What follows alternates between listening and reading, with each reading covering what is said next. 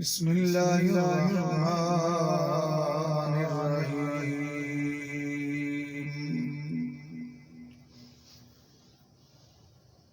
إن الذين آمنوا وعملوا الصالحات آمنت بالله صدق الله العظيم. إن الله وملائكته يصلون على النبي يا أيها الذين آمنوا صلوا عليه وسلموا تسليما. اللهم صل على سيدنا محمد وعلى آل سيدنا ومولانا وملجأنا ومأوانا محمد وبارك وسلم عليه.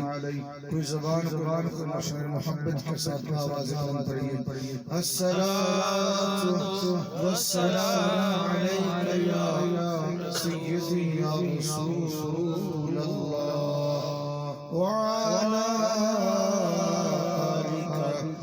أصحابك يا سيدي يا سيدي يا جد الحسن والحسين. وأحسن منك لم تر قط عيني وأجمل منك لم تلد النساء. خلقت مبرأ من كل عيب كأنك قد خلقت كما تشاء. كأنك والله يا رسول الله يا حبيب الله كأنك قد خلقت كما تشاء. اللہ جل جلالہ حمد و ثنا کے بعد آقا نامدار مدنی تاجدار محبوب گردگار شبیہ صلاۃ اللہ غریبوں کے ملجا ماوا بے سہاروں کے سہارے حضرت آمنہ کے دلارے حضرت حلیمہ کے پیارے جناب محمد رسول اللہ صلی اللہ تعالی علیہ وسلم کی بارگاہ میں بے حد درود و سلام کے بعد میرے نہتی واجب احترام سرمایہ ہے سنت مذہبی سکالر حضرت علامہ مولانا پیر سید فہیم قادری اتاری ضلع مجدوہ اور میرے بزرگ دوستوں نوجوان ساتھی اور پردے کے اندر بیٹھ کر میری سننے والی بیٹی اور بہن السلام علیکم ورحمۃ اللہ تعالی وبرکاتہ. الحمدللہ ثم الحمدللہ ثم الحمدللہ. اللہ رب العزت کا کروڑ مرتبہ احسان عظیم ہے کہ جس نے اس مادی دور میں اس نے سنی دور میں اس ظلماتی دور میں آپ کو اور مجھ کو اللہ رب العزت نے اپنے اور اپنے پیارے حبیب صلی اللہ علیہ وسلم کے ذکر کے لیے قبول فرمایا اور توفیق بھی عطا فرمایا. رب کریم کی بارگاہ میں دعا ہو گئی عمران بھائی اور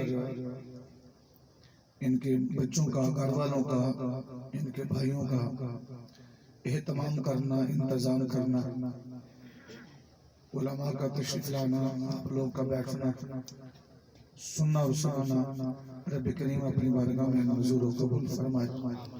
قبول فرما کر ہم سب کے لیے ہم سب کے والدین کے لیے اور ہم سب کے اہل و عیال کے لیے اللہ رب العزت بخشش اور نجات کا ذریعہ بنائے. رب کریم جس مقصد کے لیے عمران بھائی ہر ماہانہ محفل درس قرآن اور درود و سلام کی محفل کو سجاتے ہیں اللہ ان مقاصد کے اندر ان کو ان کے اہل و عیال کو اور ان کے دیگر برادران کو، دوست احباب کو، محلے داروں کو اللہ کامیابی عطا فرمائے، اور خصوصاً ہمارے جوید بھائی ہیں ان کے لیے دعا گوں کہ رب کریم جو اس محفل میں سب سے زیادہ اللہ رب العزت کو بندہ پسند ہے، اس کا واسطہ وسیلہ دیتے ہیں کہ بھائی سب کے معاملات میں بہت ساری آسانیاں پیدا فرمائے۔ رب کریم نے صدقہ تمام دوستوں کے معاملات میں آسانیاں پیدا فرمائے، اللہ سب کی دین اور دنیا بہتر فرمائے۔ ٹائم بھی کافی ہو چلا ہے، سردی کا موسم بھی ہے اور ٹھنڈ بھی ہے، اور قدرتی ہوا تھوڑی سی حسب سے زیادہ چل پڑی ہے۔ تو عمران بھائی سے میں نے دن کو عرض کیا تھا، تو عمران بھائی نے یہ کہا تھا کہ انشاءاللہ ہم ٹائم پر ہی اس کو اپنی عروج پر لے جانے کی کوشش کریں گے، اور آج میں ابھی تفریق سے تقریباً 10 منٹ لیٹ ہو گیا۔ پورے 10 بجے میں گھر سے نکلا تھا، 10:11 میں چھت پر موجود تھا۔ اب سب لگا کہ میں سنجانی ٹاؤن سے کتنی سپیڈ سے آیا ہوں، شکیل بھائی میرے پاس بیٹھے تھے، بس میں آپ تو استغفار کرتے نہیں ہوں، بس دیکھیں فرشتے ہماری گاڑی کیسے ہم کہاں چلا رہے تھے، جس کے لیے آ رہے تھے وہ اس نے کے بعد چھوڑے ہوئے تھے، اور وہی حفاظت کرتا ہے اور وہی کرتا ہے، سب کی کرتا ہے الحمدللہ۔ آج جو ہمارا موضوع میرے ذمہ لگایا گیا ہے وہ نماز کے متعلق ہے۔ دوستان محترم، نماز فرض ہے، حج فرض ہے، روزے فرض ہے، زکوٰۃ فرض ہے، مگر نماز بھی فرض ہے۔ نماز کے علاوہ روزے، حج، زکوٰۃ فرض تو ہے، مگر ہر ٹائم پر یہ فرض نہیں ہے۔ نماز ہر وقت بندے پر فرض ہے، روزہ ہے فرض ہے، مگر کیا مسافر ہے تو بعد میں رکھ لے، بیمار ہے تو بعد میں رکھ لے، اور اس کنڈیشن کے اندر ہے کہ وہ روزہ نہیں رکھ سکتا، ہلاکت کا خطرہ ہے تو کسی کو رکھوا دے۔ آپشن موجود ہے، زکوٰۃ ہے، مال بہت آیا ہے، مگر وہ مال اتنا آیا ہے کہ وہ ابھی سال پورا نہیں ہوا، سال سے پہلے پھر چلا گیا، اس پر زکوٰۃ فرض نہیں ہوئی۔ حج ہے فرض ہے، مگر مال آئے گا تو حج کرے گا، نہیں ہے تو فرض نہیں ہے۔ نماز کا معاملہ ہے، جی میں کھڑا نہیں ہو سکتا، کوئی بات نہیں، اب بیٹھ کر پڑھ لیں، جی میں بیٹھ بھی نہیں سکتا، اب کیا ہے، اب آپ لیٹ کے پڑھ لیں، جی میں لیٹ کے بھی نہیں پڑھ سکتا، کہا اب اشاروں سے پڑھ لیں، مگر آپ نے پڑھنی ہے، آپ نے نماز پڑھنی ہے۔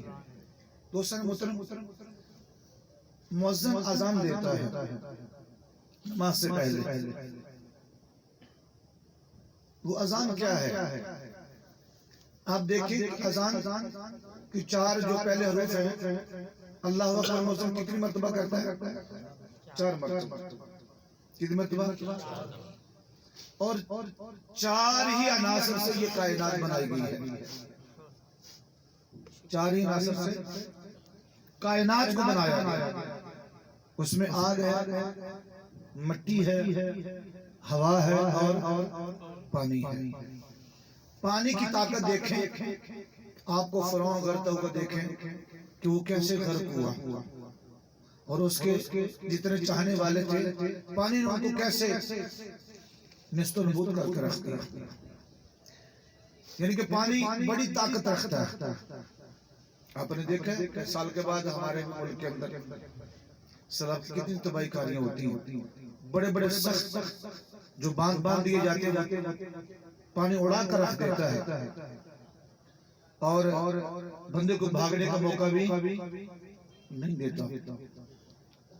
پھر دیکھا جائے تو ہوا ہے، قوم ہود کی قوم دیکھیں، بڑی طاقتور اور بڑے بڑے مضبوط گھر بنائے، کہا بلاؤ عذاب کو ہم دیکھیں گے۔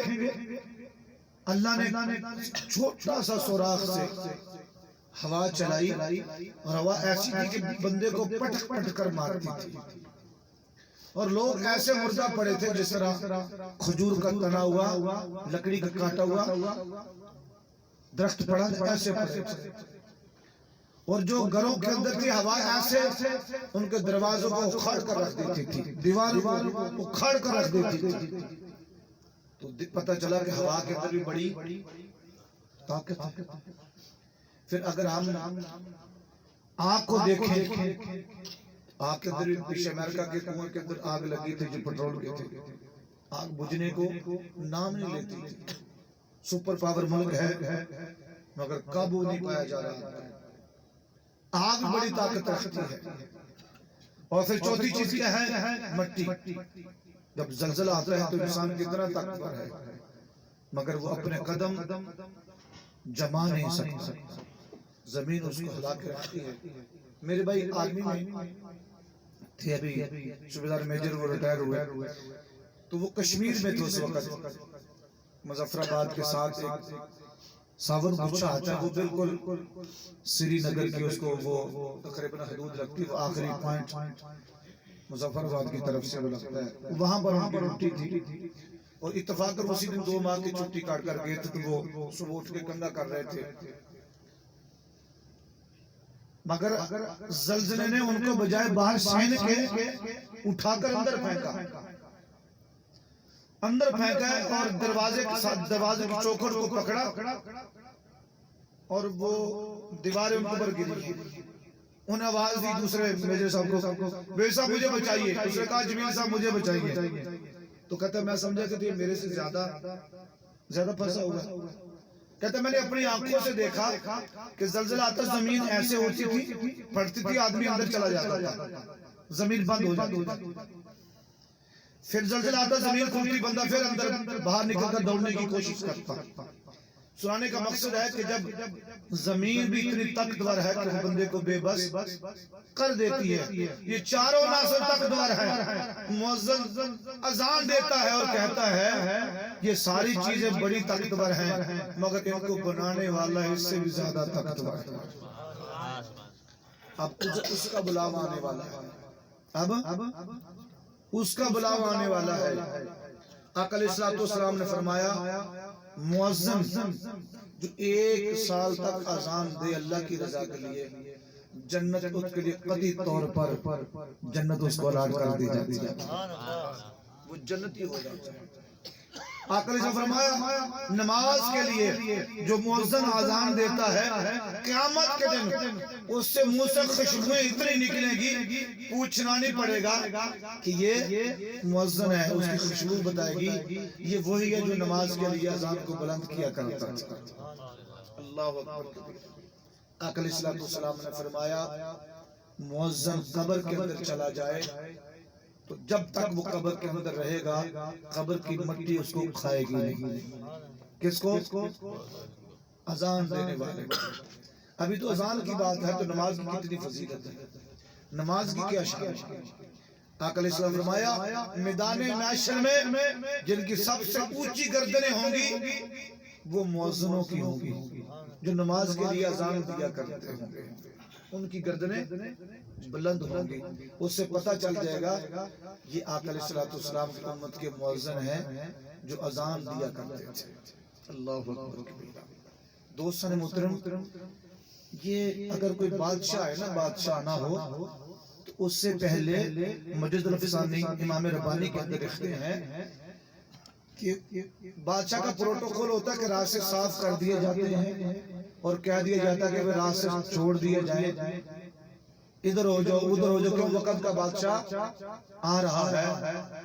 تو آپ فرماتے ہیں کہ لوگ کو پتہ نہیں ہے کہ نماز کیا شے ہے، نماز کیا شے ہے، لوگوں کو نماز کا راز نہیں کھلا، اسی لوگ دائیں بائیں سے لذتیں لینے کی کوشش کرتے ہیں، لذت لینے کی کوشش کرتے ہیں کہ ان پر نماز کے راز کھلے ہی نہیں ہیں۔ اگر کھل جائیں تو وہ دائیں بائیں سے کبھی بھی لذت نہ لیں، نماز کیا ہوتا ہے؟ نماز جب بندہ پڑھتا ہے تو جب رب کی بارگاہ میں کھڑا ہوتا ہے اللہ اپنے نور کی تجلی ان پر ڈالتا ہے۔ تو مؤذن اذان دیتا ہے اور مؤذن کہتا ہے کہ بھائی اللہ کی تجلی کا ٹائم ہو چکا ہے، بس تیاری کر کے مسجد میں آ جاؤ۔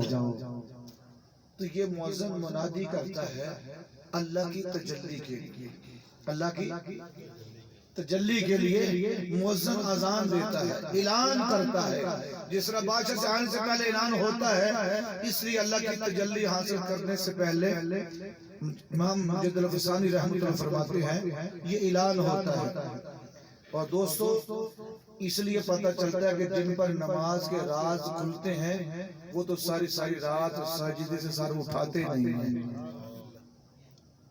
وہ سر نہیں اٹھاتے، بلکہ 2 نفلوں کے اندر حضرت ربیہ بصریہ رحمۃ اللہ تعالی علیہ یہ پورے قرآن کی تلاوت کر دیتی ہے۔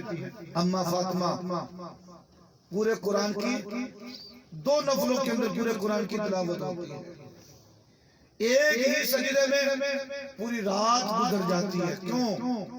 کہ ان کو وہ نماز کے راز کھل چکے ہوتے ہیں، وہ رب کی جو تجلی گرتی ہے وہ ان کی لذتیں محسوس کرتے ہیں، ان کی لذتوں کو پاتے ہیں، اس لیے وہ نماز ادا کرتے ہیں۔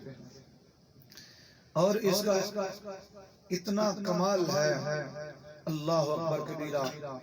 حضرت عبداللہ بن عباس رضی اللہ تعالیٰ کی حالت یہ تھی، امام ربانی نے اپنے امام مکتوبہ شریف کے اندر لکھا ہے کہ آپ کے بدن پر لرزہ طاری ہو جاتا کہ اب رب کے نور کی تجلی گرنے والی ہے، منادی نے ندا کر دی ہے، مگر ہمارا جسم اس لائق نہیں، کبھی طاری ہو جاتی، لرزہ طاری ہو جاتا۔ آپ کے جسم پر دوستان محترم نماز کیا ہے؟ اللہ اکبر۔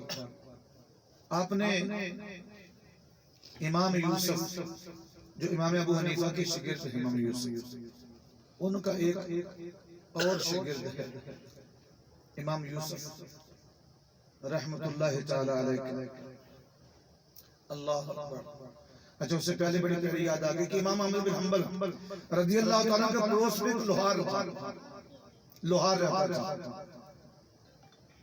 جب اذان ہوتی اگر تھوڑا اوپر ہے تو وہیں پر اذان کی آواز سنتا تھوڑا رک جاتا اور نیچے رکھ جاتے اور نماز کے لیے چلے جاتے۔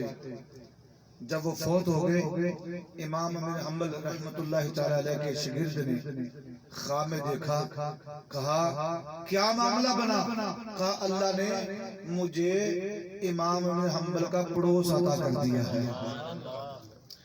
وہ کہنے لگے وہ امام بن حنبل ہیں، اتنے وقت کے امام، اور تو لوہار ہے، تجھے کیسے پڑوس مل گیا؟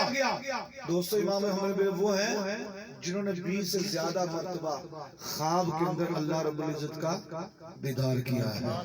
یہ سبحان اللہ، وہ امام احمد بن حنبل الحمدللہ۔ اس کے حضرت کے جانے پر مزار پر بھی ہمیں شرف حاصل ہوا۔ دعا کرے اللہ پھر کوئی ایسی اسباب پیدا کرتے کہ دوبارہ جانا نصیب ہو جائے، اور آپ لوگوں کے ساتھ میرا جانا نصیب ہو جائے، اللہ ایسے اسباب ملتے کہ ہم کٹے بغداد شریف جائیں۔ ایک سائیڈ پر امام ابو حنیفہ ہیں اور دوسری سائیڈ پر بغداد کے اندر امام ابن حنبل رحمۃ اللہ تعالی علیہ ہیں۔ وہ امام ابن حنبل ہیں جو 20 سے زیادہ مرتبہ رب کا دیدار کیا خواب کے اندر۔ جب رب کا دیدار ہوا عرض کی مولا تیرا دیدار پانے کے لیے بندے کو کیا کرنا چاہیے؟ اللہ نے فرمایا احمد بس میرا قرآن پڑھنا چاہیے، جو میرا قرآن پڑھے گا میں اس کو اپنا دیدار عطا کر دوں گا۔ عرض کی مولا تفسیر سے پڑھا جائے، ترجمے سے پڑھا جائے، سادہ پڑھا جائے؟ رب نے فرمایا اے میرے احمد جیسا بھی پڑھا جائے میرا قرآن پڑھا جائے، پڑھنا بندے کا کام ہے، اپنے نور کی جلوے دکھانے تیرے رب کا کام ہے۔ اللہ اکبر کبیرہ۔ اس لیے دوستان محترم وہ امام بن حنبل کا وہ پڑوسی ہے، لوہار کہتا ہے کہ مجھے امام بن حنبل کا پڑوس نصیب ہو گیا. تو کہتے کیسے، کس وجہ سے، کون سا عمل تھا؟ وہ تو وقت کے امام جو لوہار تھا. کہا بس عمل یہی تھا کہ جب اذان ہوتی میں وہی کام روک دیتا. بس اللہ کو مجھے یہ ادا پسند آ گئی، اللہ نے مجھے امام بن حنبل کا پڑوس عطا کر دیا. آپ نے زبیدہ کا نام بڑا سنا ہے، جوہر الرسول کی ہمشیر گھر والی تھی زبیدہ. اس کا قبر بھی بغداد کے اندر ہی ہے. حضرت مروق خرقی رحمۃ اللہ علیہ جس قبرستان میں ہے تو اس کی نیچی سائڈ پر یہاں روشی اور زبیدہ کا بھی قبر وہاں پر موجود ہے. تو بڑی کمال کی عورت گزری ہیں جنہیں نہر بھی مکے تک نکالی. عمران بھائی اس کی زیارت کر کر آئے ہیں اور انشاءاللہ قریب ہمیں رمضان کے اندر پھر یہ زیارت کروانے والے ہیں اپنے ساتھ. اکیلے نہیں کروائیں گے، ہمیں امید ہے کہ ہمیں اپنے ساتھ کرائیں گے اور ہمیں بتائیں گے قربانی صاحب یہ زبیدہ کی نہر ہے جو دیکھو اس وقت 17 لاکھ 17,000 دینار کہ اتنا خرچہ کیا زبیدہ نے. اور زبیدہ کا اپنے گھر پر 200 حفاظ کو بٹھائے رکھتے تھے ہم وقت، جو 24 گھنٹے میں نشستیں چینج ہوتی رہتی تھی اور اس کے گھر پر قرآن کی تلاوت ہوتی رہتی تھی. دعا کریں ہمیں ہمارے ملک کے اندر بھی ایسے بادشاہ کی بیوی ملے، ایسی پیر نہیں نہ مل جائے، ایسی عورت مل جائے. ہاں جی الحمدللہ اگر اچھی عورت مل جائے گی تو انشاءاللہ ان کے صدقے اچھا بادشاہ مل جائے گا. حضرت صاحب فرما رہے ہیں کہ دعا کریں کہ اچھا بادشاہ مل جائے تو انشاءاللہ ظلم زیادہ دیر تک نہیں رہتا، انشاءاللہ آتا اور مٹ جاتا ہے. حق ہمیشہ حق ہی رہتا ہے، حق کا بول بالا ہوگا انشاءاللہ. ہمیں امید ہے رب کی بارگاہ میں انشاءاللہ ملک پاکستان میں اچھے دن ضرور آئیں گے، اچھے حکمران ضرور آئیں گے. بس دعا کریں ہم سب نمازی بن جائیں. جب ہم نمازی بن جائیں گے، آقا نے فرمایا جس قوم کے اندر صبح کے نمازی کم ہو جائے نا وہاں پھر ظالم حکمرانی آیا کرتے ہیں، پھر وہاں چور ہی حکمران آیا کرتے ہیں. تو آپ اپنی مغرب اور عشاء اور عصر کی نماز کی تعداد دیکھ لیں اور صبح کی تعداد دیکھ لیں، واضح فرق نظر آ جاتا ہے. دعا کریں کہ ہم نمازی بن جائیں. زبیدہ کہتی ہے کسی نے کسی درویش کو خواب کے اندر دیکھا کہ زبیدہ کو دیکھا کہ وہ جنتی محل کے اندر جنت میں بڑی خوش ہے. کہا زبیدہ کیا معاملہ بنا؟ نیک تھی، تیرے گھر کے قرآن کی تلاوت 24 گھنٹے ہوتی تھی اور تو نے مکے کے اندر بڑا خرچہ کیا، نبی پاک سے بڑی محبت تھی. تو کہا یہ ساری چیزیں اپنی جگہ پر ہیں، یہ تو درجات کی بلندی کے لیے ہوئی، مگر جو بخشش ہوئی ہے وہ صرف ایک نیکی کی وجہ سے، ایک چھوٹی سی نیکی. کہا وہ کون سی نیکی ہے؟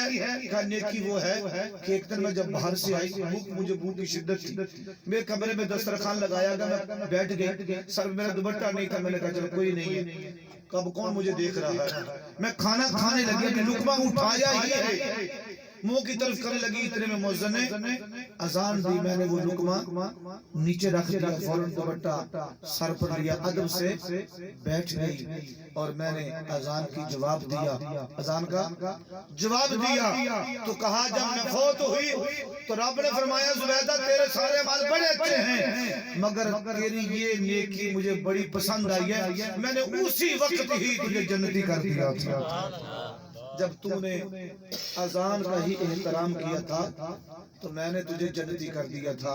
کہا میری بخشش کے لیے بس جو نماز سے پہلے جو اذان ہوئی میں نے اس کا ادب کیا اور ادب کی وجہ سے اللہ رب العزت نے مجھ پر کرم کر دیا ہے اور میں جو ہے نا اس نیکی کی وجہ سے جنت میں گئی. باقی نیکیاں جو تھی جو کام تھے وہ درجات بلندی کے لیے میرے بنے، بخشش کے لیے یہی نیکی کام آئی ہے. دوستان محترم نماز ایسی چیز ہے، آقا علیہ السلام نے فرمایا کہ جو نماز ہے نماز پڑھنی چاہیے، مگر ایک عقیدے کی بات بھی یاد رکھ لیں، نماز پڑھنے والا ضروری کو مسلمان ہو، روزہ رکھنے والا ضروری ہے کہ وہ مسلمان ہو، حج کرنے والا ضروری نہیں کہ وہ مسلمان ہو، زکات دینے والا ضروری نہیں کہ مسلمان ہو۔ آپ کہو گے پھر نشانی کون سی ہے؟ یاد رکھیے نشانی مومن کی نماز بھی ہے، روزہ بھی ہے، ضروری نہیں ہے۔ ضروری یہ ہے کہ اس کے دل کے اندر میرے آقا علیہ الصلوۃ والسلام کی محبت ہو۔ محبت ہوگی تو نماز بھی پڑھ رہے ہیں، نہیں تو آقا علیہ الصلوۃ والسلام کی بارگاہ میں میرے آقا بیت المال کا تقسیم کر رہے ہیں۔ ایک آیا تھا ظاہر مسلمان مگر تھا وہ منافق، اس نے آقا علیہ الصلوۃ والسلام کی شان میں گستاخی کی۔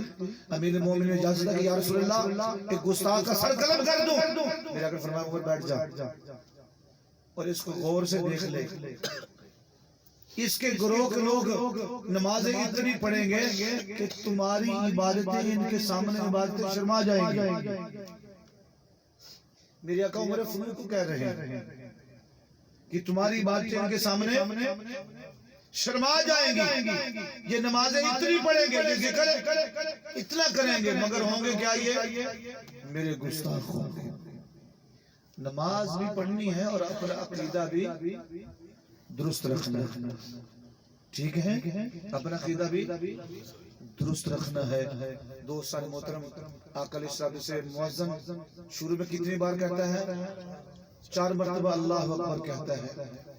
تو جب شیطان نافرمان ہوا، شیطان نے کہا مولا مجھے مردود تو کر ہی دیا تھی، جنت سے تو نکال ہی دیا ہے، مگر مولا ایک کام کر دے کہ میری عمر کو زیادہ کر دے، عمر کو زیادہ کر دے۔ اللہ نے قیامت تک اس کو عمر دے دی، قیامت تک اس کو عمر دے دی۔ اب شیطان نے کہا مولا عمر دے دی نا، میں تیرے سے وعدہ کرتا ہوں تیرے بندوں کو میں آگے سے گمراہ کروں گا، تیرے بندوں کو پیچھے سے گمراہ کروں گا، تیرے بندوں کو دائیں سے بھی گمراہ کروں گا، تیرے بندوں کو بائیں سے چاروں طرف میں گمراہ کروں گا۔ اللہ نے اذان کرتے 4 حروف لگا دیے۔ جب مؤذن یہ 4 حروف بولتا ہے اللہ اکبر اللہ اکبر اللہ اکبر اللہ اکبر، شیطان چیختا ہوا بڑبڑاتا ہوا شیطان دور بھاگ جاتا ہے۔